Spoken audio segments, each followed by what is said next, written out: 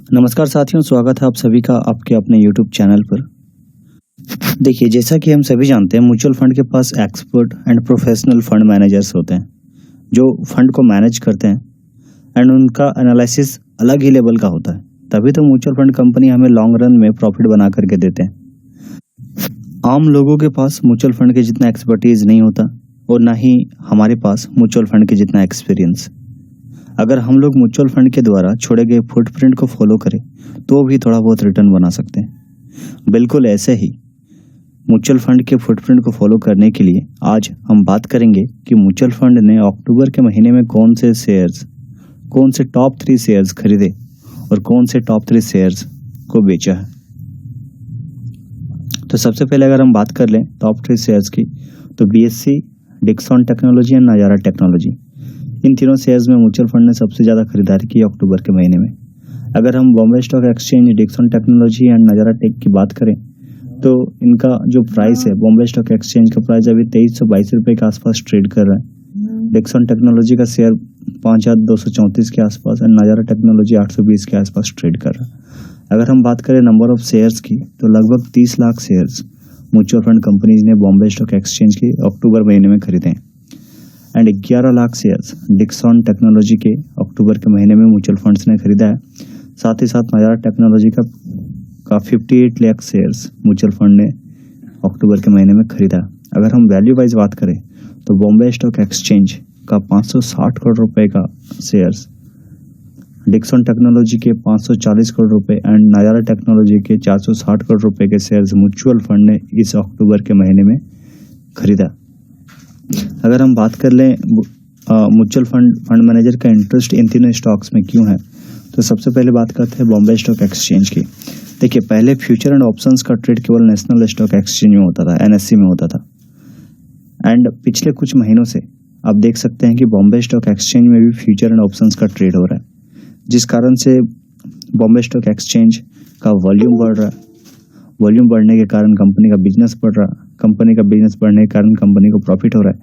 इस कारण से म्यूचुअल फंड के फंड मैनेजर्स का इंटरेस्ट बॉम्बे स्टॉक एक्सचेंज के लिए बढ़ रहा है।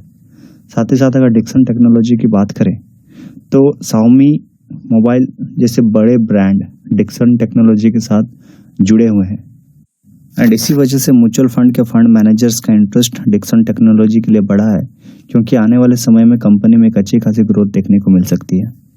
साथ ही साथ अगर हम बात कर ले नजारा टेक्नोलॉजी की, तो रियल मनी ऐप को सपोर्ट करने वाली नजारा टेक्नोलॉजी में भी म्यूचुअल फंड के फंड मैनेजर्स का इंटरेस्ट काफ़ी बढ़ रहा है। अब अगर हम बात कर ले टॉप 3 स्टॉक्स जिसे म्यूचुअल फंड कंपनी ने अक्टूबर के महीने में बेचा है, तो सबसे पहला नंबर आता है सुजलॉन एनर्जी, उसके बाद Bandhan bank and then Chola finance. अगर हम बात करें मार्केट में Suzlon energy, Bandhan bank and Chola finance के शेयर प्राइस कितने हैं, तो सुजलॉन एनर्जी का शेयर अभी 39 रुपये पर ट्रेड कर रहा है, बंधन बैंक अभी 220 रुपये के आसपास ट्रेड कर रहा है एंड चोला फाइनेंस 1149 के आसपास ट्रेड कर रहा है।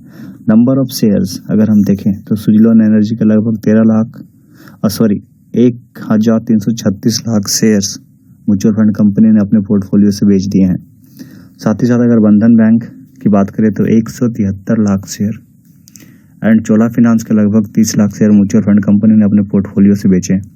अगर हम वैल्यू वाइज बात करें तो 410 करोड़ रुपए का सुजलॉन एनर्जी, 370 करोड़ रुपए का बंधन बैंक एंड 340 करोड़ रुपए का चोला फाइनेंस म्यूचुअल फंड ने अक्टूबर के महीने में अपने पोर्टफोलियो से निकाल दिए। अगर हम इसके पीछे की वजह को जानने की कोशिश करें तो सुजलॉन एनर्जी के बारे में पहले बात करते हैं। देखिए, सन फार्मा के प्रमोटर दिलीप सांघवी कि सितंबर में शेयर एग्रीमेंट को खत्म करने के फैसले के कारण जो सेंटिमेंट था वो सुजलॉन एनर्जी के लिए थोड़ा खराब हुआ था। इस कारण से सुजलॉन एनर्जी का शेयर गिरा।